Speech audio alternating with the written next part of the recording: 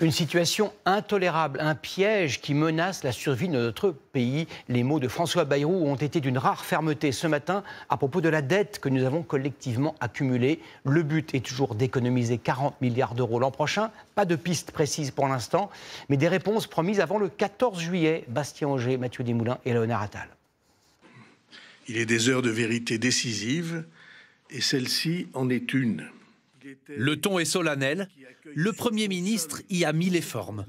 Devant son gouvernement, des élus, les responsables syndicaux, graphiques à l'appui, il veut marquer les esprits. C'est de la survie de notre pays qu'il s'agit, de son indépendance, de sa liberté, de son équilibre et de sa paix civile. Mais aujourd'hui, aucune annonce de mesures concrètes, aucun chiffre nouveau sur l'état du déficit. Il veut surtout préparer les Français à de nouveaux efforts. Nous ne produisons pas assez et nous ne travaillons pas assez. Il assure en revanche qu'il veut éviter d'augmenter les impôts. Alors, comment trouver ces 40 milliards d'euros d'économies qu'il souhaite faire l'an prochain? Les pistes seront présentées d'ici le 14 juillet, bien avant l'examen du budget à l'automne et une rude bataille politique qui s'annonce. Car pour le faire adopter, il faudra miser sur la bienveillance du RN ou des socialistes.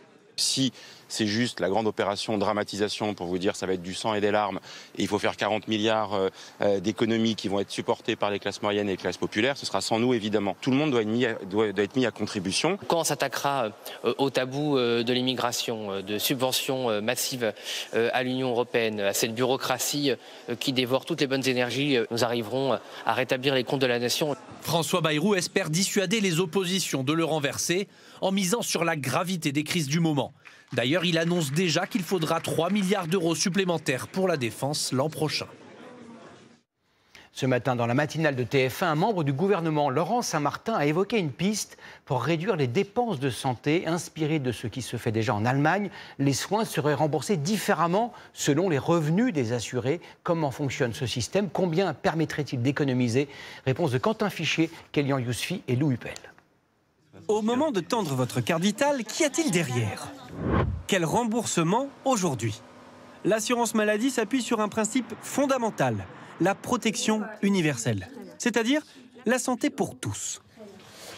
Aujourd'hui, tout le monde a le droit à l'assurance maladie de base, publique.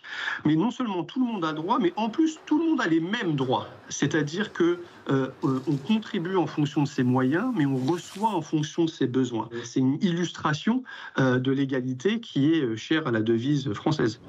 Mais les plus riches seront-ils bientôt moins remboursés? C'est ce que vient en tout cas de proposer la Cour des comptes pour faire des économies. Il serait possible de repenser le champ des soins remboursés par l'assurance maladie obligatoire en fonction du niveau de revenu des assurés. Et dans ce cas-là, plus votre salaire sera élevé, plus la prise en charge de vos médicaments, de vos soins, sera basse. Mauvaise idée pour ce pharmacien. Je ne vois pas comment on va faire au quotidien, ça va être insupportable. Ça va être motif de beaucoup de frustration chez les gens. Et puis c'est encore de l'administratif, enfin on veut simplifier, on complexifie. Cela existe pourtant déjà chez nos voisins. C'est l'exemple allemand. Moi je le trouve bien car les prix des médicaments ne font qu'augmenter. Mais alors en quoi consiste ce système? Regardez, Anna gagne 25 000 € par an. Elle bénéficie de l'assurance maladie de base, puis elle paie tous les soins de sa poche jusqu'à ce qu'elle atteigne 2% de son revenu annuel, soit pour elle 500 €. Au-delà, la sécurité sociale prend à nouveau en charge. Pour l'instant, ce modèle ne reste qu'une piste en France, mais le Premier ministre a affirmé aujourd'hui que rien n'était tabou.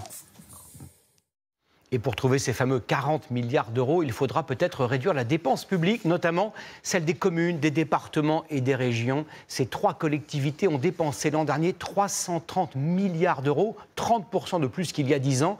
Une région se distingue, les Pays de la Loire, qui ont décidé de réduire leurs dépenses d'un peu plus de 4% cette année. Comment ont-ils fait? Alison Tassin, Jules Bocan et Fanny Bourdillon.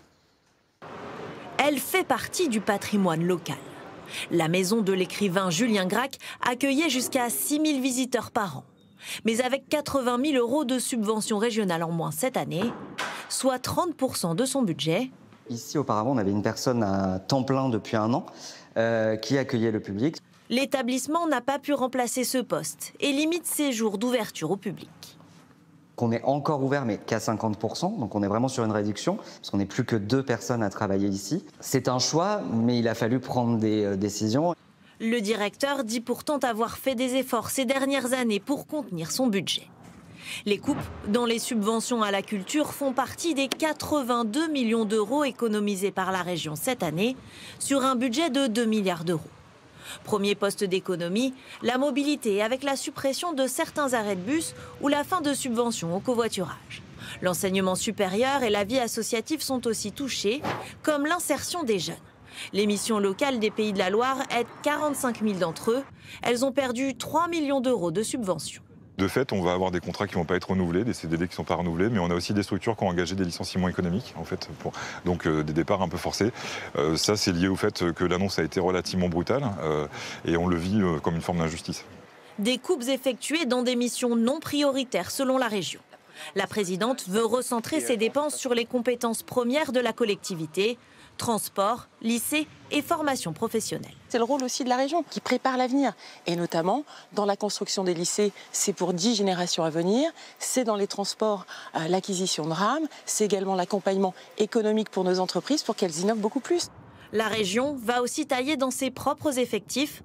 Elle prévoit de ne pas remplacer certains départs. 100 postes seront supprimés d'ici à 2028 pour réduire la masse salariale.